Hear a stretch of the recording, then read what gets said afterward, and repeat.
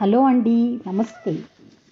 తలకోన జలపాతాలు భారతదేశంలోని ఆంధ్రప్రదేశ్ రాష్ట్రంలో చిత్తూరు జిల్లాలోని శ్రీ వెంకటేశ్వర జాతీయ ఉద్యానవనంలో ఉన్నాయండి. తలకోన చిత్తూరు జిల్లాలోని ఎర్రవారిపాలెం మండలం నేరబైలు అనే గ్రామంలో ఉందండి.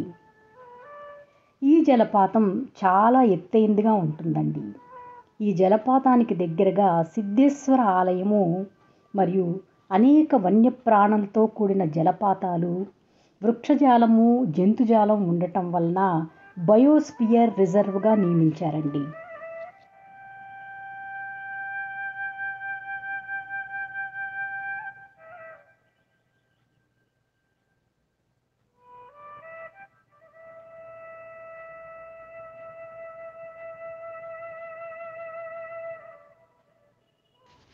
తలకోన జలపాతము శేషాచలం కొండల్లో ఉంటుందండి.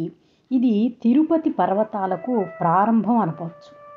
ఈ జలపాతం సమీపంలో సిద్ధేశ్వర ఆలయం కూడా ఉందండి. ఏపీఎస్ఆర్టీసీ వారు ప్రత్యేక బస్సులు నడుపుతున్నారండి. తిరుపతి నుంచి ఈ బస్సులు ఉదయం 7:30 గంటలకి, మళ్ళీ రిటర్న్ బస్ సాయంత్రము 4 గంటలకి ఉందండి.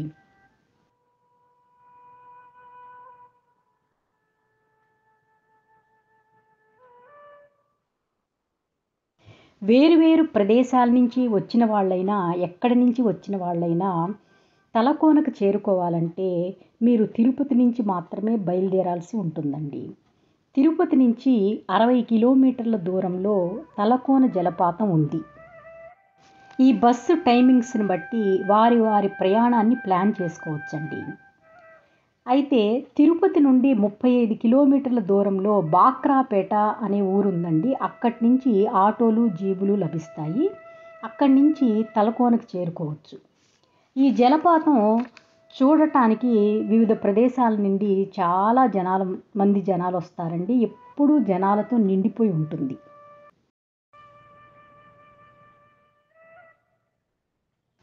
ఇలా చెకింగ్ పాయింట్ వస్తుందండి. ఈ చెకింగ్ పాయింట్ దగ్గర నుంచి కొంచెం ముందుగా వెళితే లెఫ్ట్ సైడ్న ఎడమ వైపున ఒక ప్రదేశం వస్తుందండి.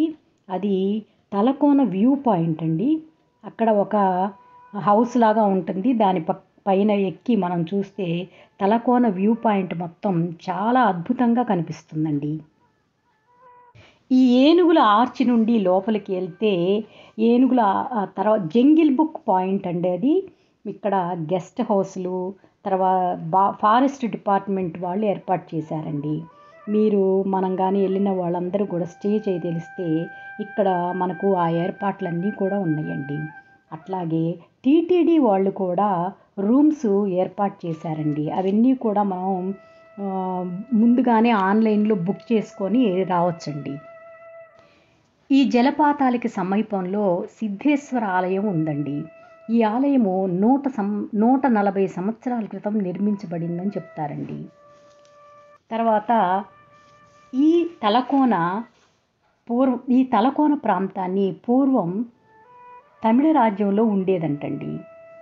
దక్షిణ రాజ్యాల్లో అత్యంత శక్తివంతమైన రాజ్యాల్లో ఇది కూడా ఒకటండి.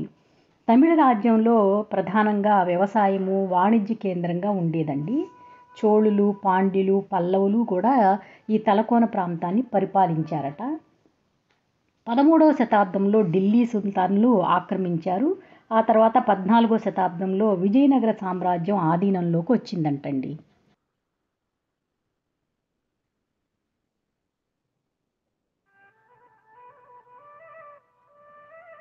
మీరు చూస్తున్నది ఇప్పుడు నెలకోన వాటర్ ఫాల్స్ అండి.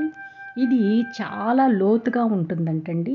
చాలా జాగ్రత్తగా ఈ జలపాతంలోకి దిగి స్నానం చేయాలంటండి. ఇక్కడ ఉన్న నీళ్ళన్నీ ఎక్కడికి వెళ్తాయో ఎవరికీ అంచనా లేదంటండి. చాలా లోతైంది, చాలా జాగ్రత్తగా ఉండాలని అక్కడ చెప్తున్నారండి. ఈ నెలకోన జలపాతం తర్వాత ట్రెక్కింగ్ ద్వారా మనం తలకోన జలపాతానికి వెళ్ళాలండి. ఎవ్వరు వెళ్ళినా కానీ ట్రెక్కింగ్ చేసుకుంటూ వెళ్ళాల్సిందేనండి. ఇంకా వేరొక మార్గం ఏమీ లేదు. అందరూ నడుచుకుంటూ వెళ్ళాల్సిందే. ఈ తలకోన ప్రాంతానికి వెళ్ళటానికి ఆటోలు కానీ అట్లాంటివి ఏమీ లేవండి. అక్కడి నుంచి మనం ట్రెక్కింగ్ ద్వారా చిన్నగా నడుచుకుంటూ జలపాతం దగ్గరికి వెళ్ళాల్సిందేనండి. ఈ జలపాతం అనేక సుగంధ ద్రవ్యాలతో వాటర్ అంతా కూడా సుగంధ ద్రవ్యాలతో కలిసి వస్తాయండి. అందుకని ఇది చాలా వైద్యం శక్తి ఉంటుందని ఈ నీటికి అందరూ నమ్ముతారండి. ఈ కొండలు కనుమల్లో తూర్పు కనుమల్లో భాగం అండి. మనం ట్రెక్కింగ్ ద్వారా ఈ జలపాతాన్ని చేరుకోవచ్చండి. 30 నుండి 40 అడుగుల ఎత్తులో 240 మీటర్ల పొడవుతో రోప్ వాక్ ఉండేదంటండి పూర్వం.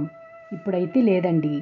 చాలా అద్భుతమైన ప్రదేశం అండి. ఎత్తైన జలపాతం, దట్టమైన అడవి, నిర్మలమైన వాతావరణం అండి. మనసుకు ఎంతో మనోహరంగా ప్రశాంతంగా ఉందండి ఇక్కడికి వస్తే. అయితే చుట్టూ బ్యారికేడ్స్ అట్లాంటివి ఏమీ లేవండి. అక్కడికి వెళ్ళినప్పుడు కింద జారుతూ ఉంటుంది. చాలా జాగ్రత్తగా ఉండాలి.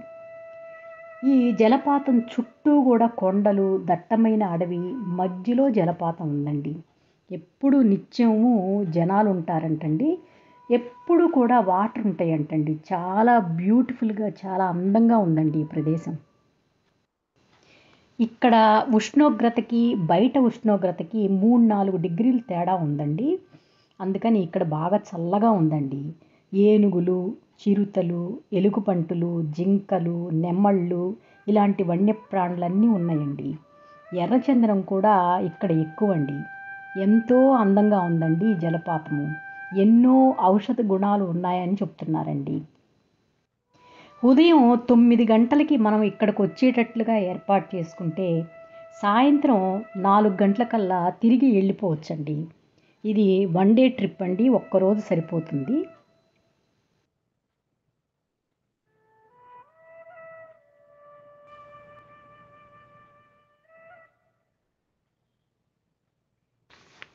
తలకోన అంటే తలకొండ, శేషాచలం కొండల శిరస్సు అని అర్థమండి.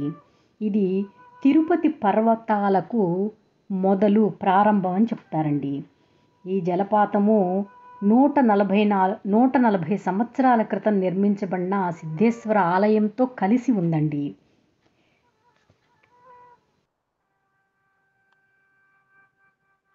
ఈ జలపాతం దగ్గర మనకి ఫుడ్ ఐటమ్స్ అట్లాంటివి ఏమీ దొరకవండి. మనం వస్తూ ప్యాక్ చేయించుకొని తెచ్చుకోవాల్సిందేనండి.